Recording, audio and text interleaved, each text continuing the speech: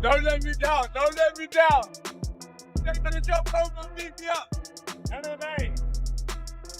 Friday. Block sticky, buddy. I'm ready. Sticky. Where's your 50 cal? Back at home. I got the boxing plug.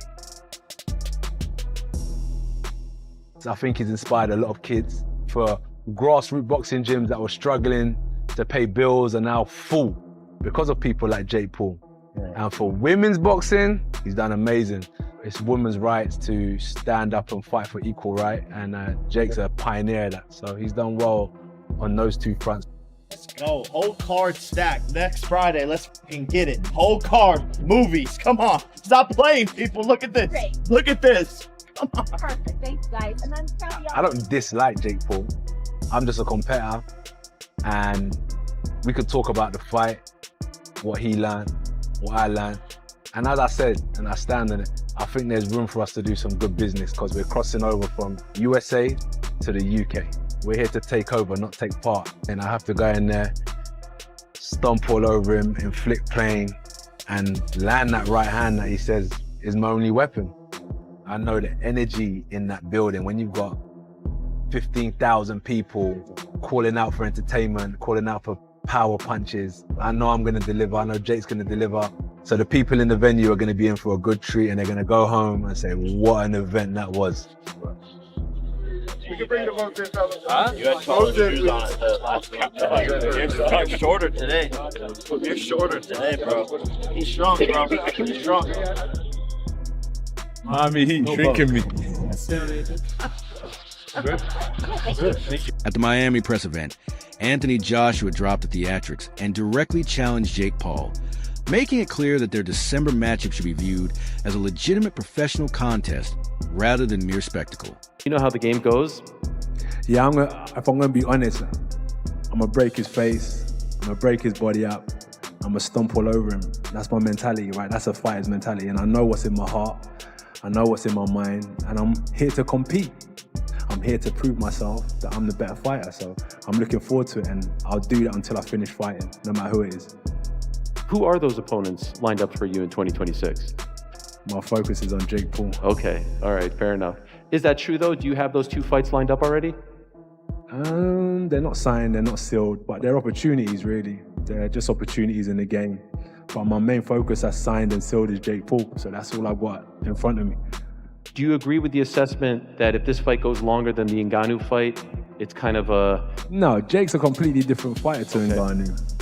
Ngannou and Jake are completely different animals, so I can't compare the two together. Ngannou never boxed before either, Jake's boxed before. And they're just different. Ngannou's a lot more slower, but a lot bigger and more powerful. Jake's quicker. Jake boxes in a completely different style. Ngannou's more upright. He can switch his southpaw and orthodox. Jake doesn't really do that. They're completely different fighters, if I'm honest with you. So I'm not trying to compare. At the end of the day, it's just what happens at the end of the night.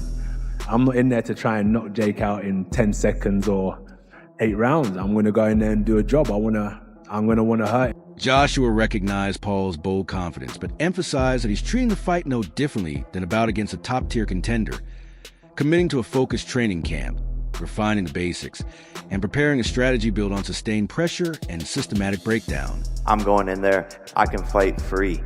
If he starts getting touched up and losing rounds, I think the cookie will crumble. Do you agree? Whatever he said. We'll see if the cookie crumbles. I don't know what to say. I'm confident in myself. Like, I'm not focusing on him. I just know what I can do, and I can't wait to show it. I'm not gonna crumble. I'm solid. I've been through. The atmosphere intensified as Paul doubled down on his lofty confidence, vowing to deliver a massive upset, while a calm and locked-in Joshua dismissed the talk.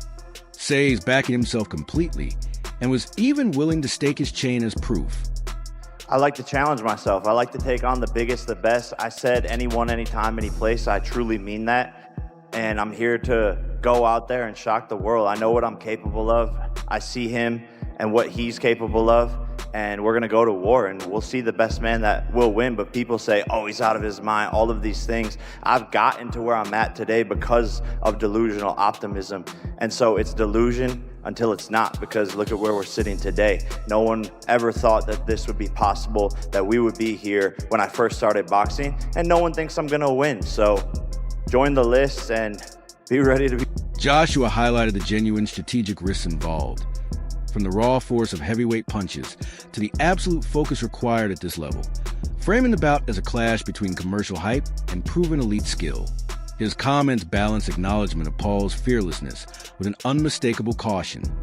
If Paul cannot withstand constant pressure, the fallout won't just be physical, but damaging to his image and resonant throughout boxing. As the Miami press conference cooled, attention naturally turned to Deontay Wilder, whose perspective added a sobering note. Wilder remarked that the matchup can feel almost manufactured, given the unusual size difference and competitive gap. Paul weighing roughly 215 pounds against a still active former champion closer to 250. Still, he emphasized that once fighters enter the ring, scripted narratives disappear because the risks of boxing are real and unforgiving. And I don't know but one person would do what Jake is doing. That's it. And I'm talking about the weight difference. For him being, well, like I said, 215 and Joshua being 250, I don't know that there was difference. I don't know no other person have done that but me that I fight guys 20, 30, 40, 50 pounds heavier than me. You know what I mean? But if it's not scripted, then do you think it's dangerous? It's dangerous no matter. Referencing his own practice of undergoing regular scans before each bout, Wilder pointed out that serious harm can accumulate unnoticed, surfacing well after the excitement has worn off, and reminded that the human brain isn't designed to absorb repeated blows. His comments recast the Paul-Joshua fight as more than a spectacle, emphasizing the genuine risks involved and underscoring the duty of the sport to carefully consider safety and competitive balance when sanctioning such atypical matchups. It's dangerous. It's dangerous. And the one thing for sure my doctors have always told me, it's like the head, they say, Deontay, understand this. The head is not meant to be hit, you know? Because I always get, CAT scans and making sure the brain and stuff right and making my body right. And I always try to convince other fighters and stuff, go get MRIs, go get CAT scans, and go get all that, because your outside body may feel good. You may, I'm good, especially after a fight. The adrenaline rush is still on. You don't feel nothing right now. But after this over with, maybe a week, a month, 11, you probably are developing something that can end your career. You just can't see it right now. You can't see it. You maybe can't feel it, but it's developing. And that's why I say, because the doctors always told me, and I learned from the doctors, they say, Deontay, understand, your head is not meant to be hit. Your brain is not meant to be. As Wilder's warning lingered, the discussion shifted to Amir Khan's perspective, which mirrored many of the same concerns but carried a sharper edge. Khan said the bout's rapid materialization feels almost unreal, yet he believes the most likely result is a devastating Joshua knockout. He questioned whether promoter Nikisa Bedarian is exposing Paul to unnecessary danger by green-lighting a matchup where the physical risks heavily outweigh any competitive benefit. While acknowledging the obvious financial upside, Khan emphasized that Paul's future extends beyond the ring and should not be jeopardized. It happened so quick. It's come so quick, the fight has. But AJ, by knockout, brutal knockout, Nikisa is making a big mistake putting Jake Paul in a fight like this, because he's gonna want to see him get hurt. I mean, these guys are going for the money, where really, he has a life after boxing as well. Let's hope he comes out the ring. Khan suggested that Joshua's incentive is clear, a massive purse in a fight that strongly favors him, while Paul seems driven by exposure, influence, and the opportunity to connect with boxing's traditional fan base. Even so, Khan warned that while boxing always allows for surprises, and one punch can change everything, he doesn't see Paul having the power or technical arsenal to seriously threaten the heavyweight of Joshua's level. To him, the bout highlights both the financial pull of crossover fights and the broader debate around fighter safety. Yeah, if I was AJ, I'd do the same thing, because at the end of the day, you're fighting a YouTuber, and why not? I mean, getting paid millions and millions of pounds. And why is Jake doing? Jake's just doing it for probably the fan following. Maybe he wants to get the boxing audience. But look, who knows? I mean, anything can happen in boxing. One punch can change the fight, but I just don't think he has that one punch to change the fight. It's just Building on Amir Khan's warnings about the danger Paul is stepping into, The conversation naturally turns to Eddie Hearn's perspective, which reinforces the same concerns from the standpoint of the man overseeing Anthony Joshua's career. Hearn explained that although Matchroom is not promoting the Miami event, he will be firmly in Joshua's corner and treating the bout with the same gravity as a championship-level fight. He rejected the idea that Paul is being viewed as a gimmick opponent, stressing that the camp is preparing with full intensity. We had a deal with DAZN to allow AJ to take this fight. I'll be there promoting AJ. I won't be pushing and promoting the show like normal, but you'll see me. You'll see me all week, and I'll be around AJ like I am every fight week. And we're taking this very seriously. It's not like we're not going into this week in Miami as a laugh. We're not saying, oh, it's Jake Paul, or this is going to be like we're expecting a test, and we're expecting and preparing like we would if we were fighting a world-class heavyweight. I don't think you would expect anything less from AJ. He's not mucking around. He's not laughing and joking. You know, he's relaxed, but he knows he's fighting next week on a massive stage in a fight that's very important. Hearn also spoke to the wider issues of safety, public perception, and the potential fallout for boxing if the contest ends in a brutal fashion. He noted that while Paul is far more prepared than a typical newcomer, that preparation still falls short of handling the kind of firepower an elite heavyweight can unleash. According to Hearn, Joshua's standing in the sport isn't on the line here. He described the fight as an 8-round tune-up that also happens to bring massive financial upside and worldwide attention. For Joshua, Hearn explained, the approach is purely professional. Arrive in Miami, assert control with speed, precision, and force, lead with confidence rebuilt, and then turn full attention back to chasing world titles in 2026. You know, and he can go over and, you know, he can't get up and the ref stops. That'll be a massive result. You know, the biggest result for Jake Paul right now is that he gets away with it by not getting hit too flush, because the artillery will be heavy. The artillery won't be, and I've lost count of how many times I've said this. Do not worry about anybody holding back. Do not worry about us going, oh, it's Jake Paul, let's not take it to... No. We're going in there, locked and loaded with the heaviest fucking artillery in the heavyweight division that will be unleashed on...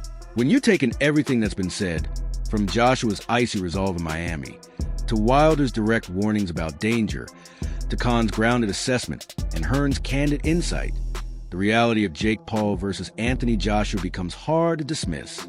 What's being marketed as a crossover event is still, at its core, a legitimate and hazardous heavyweight contest. Joshua is approaching it as a job to be executed, not a gimmick, and nearly every experienced voice in sport is delivering the same message in different ways. The disparities in size, seasoning, and power aren't storytelling tools. They're the conditions Paul will have to endure.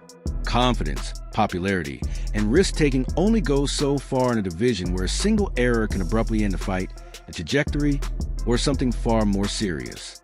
That's why discussions around this matchup keep returning to safety, credibility, and the duty of those who sanctioned it. Okay, so, and it will be unleashed sharp, fast, and hard on his chin.